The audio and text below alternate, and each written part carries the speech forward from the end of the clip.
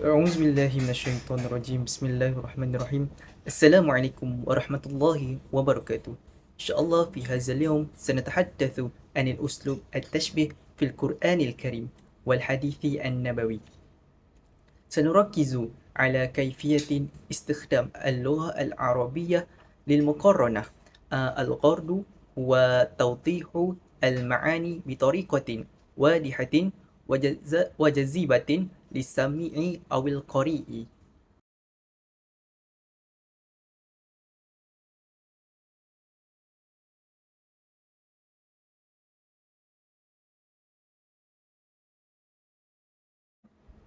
لماذا استخدام الله والمقارنة في القرآن الكريم؟ لكي يسهل على الناس فهم الرسائل والمفاهيم. ما هو علم البلاغة؟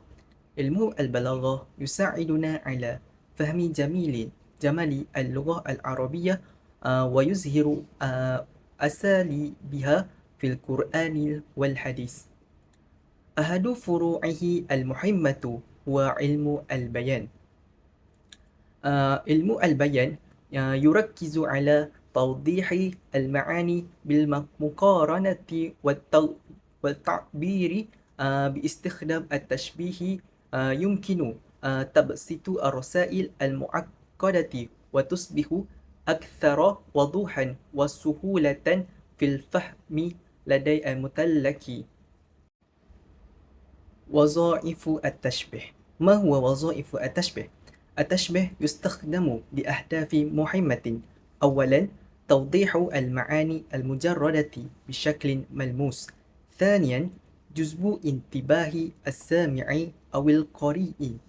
ثالثاً، تسهيل فهم المفاهيم الدينية والقيم الأخلاقية.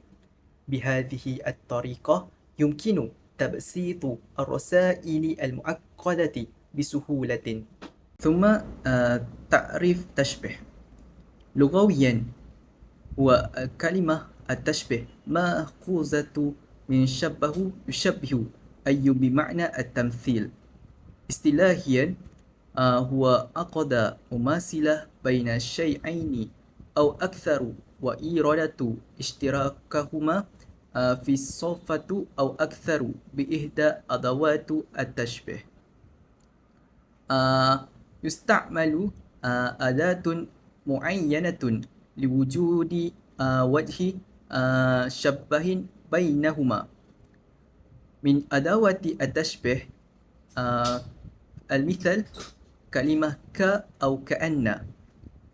ثم الهدف وتجعل المفاهيم المجردة أسهل فهما. أركان التشبيه. التشبيه له أركان أربعة. أولاً، المشبه هو الشيء الذي يشبه. ثانياً، المشبه به هو الشيء الذي يشبه به. ثالثاً، أداة التشبيه هو مثل ك كأن. رابعاً، وجه الشبه. وجه الشبه هو الصفة المشتركة بين المشبه والمشبه به. هذه الأركان تجعل التشبيه واضحاً ومفهوماً. ثم مثال من القرآن الكريم. انظروا إلى هذه الآية من سورة البقرة 261. أعوذ بالله من الشيطان الرجيم. مثل الذين ينفقون أموالهم في سبيل الله كمثل حبة أنبتت 7 سنابل. ثم تحليل التشبيه في هذه الآية. الأول، المشبه في آية المنفقون في سبيل الله. ثم المشبه في الكلمة الحبة أو البذرة. ثم أداة التشبيه في كلمة ك.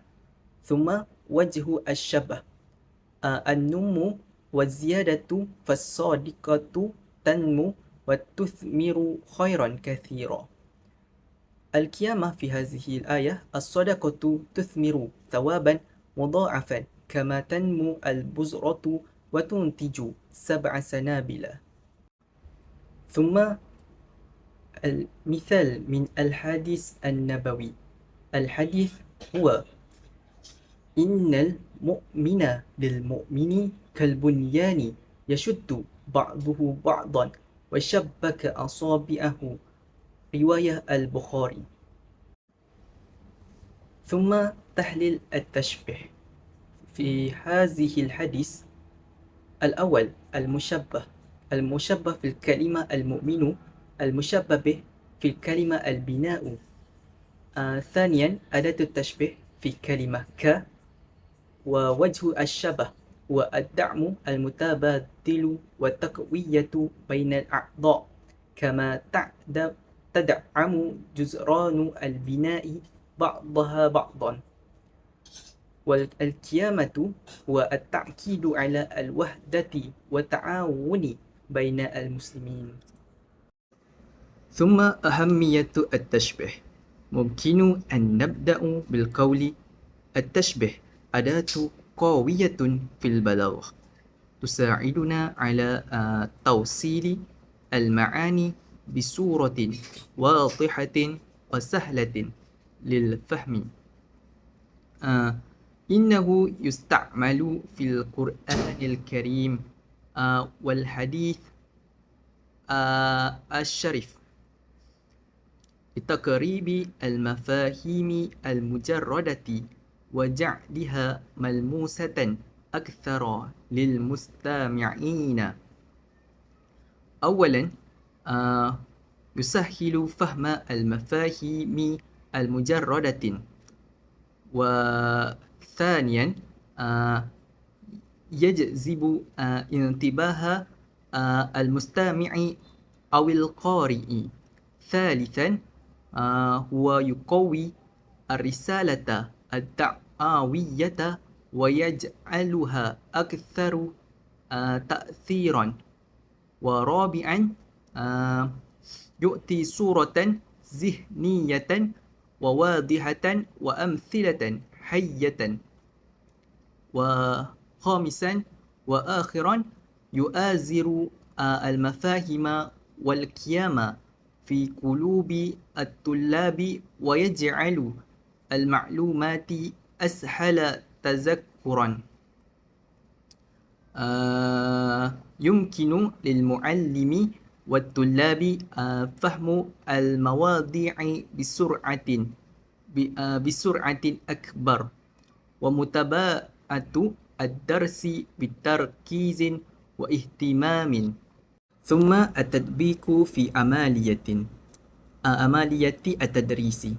قبل أن نغرض النقاط، يمكن أن نوضح أن استخدام التشبيه في الدرس ليس مجرد عرض صور أو أمثلة، بل هو طريقة لجعل الطلاب يربطون بين المعنى النظري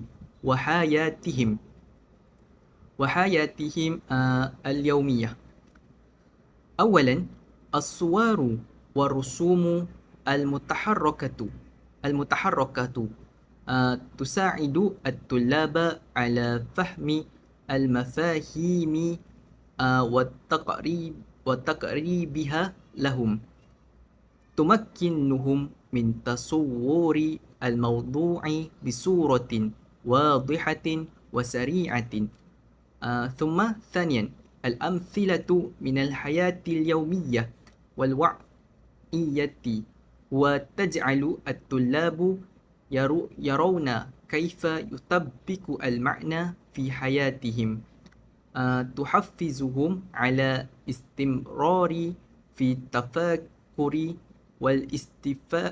والاستفادة من الدرس. ثالثا، النقاش والسؤال والمبادرة، ويشجع الطلاب على السؤال وتبادل الآراء.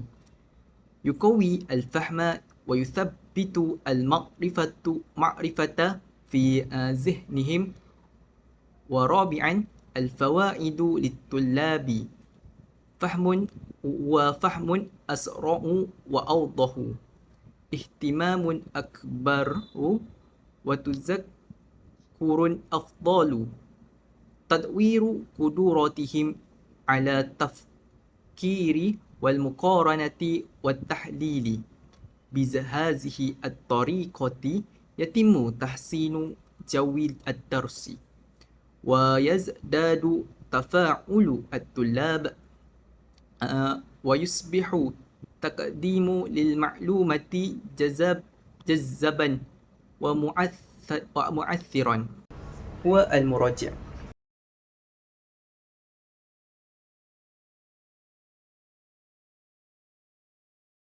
وشكرا جزيلا، إلى اللقاء.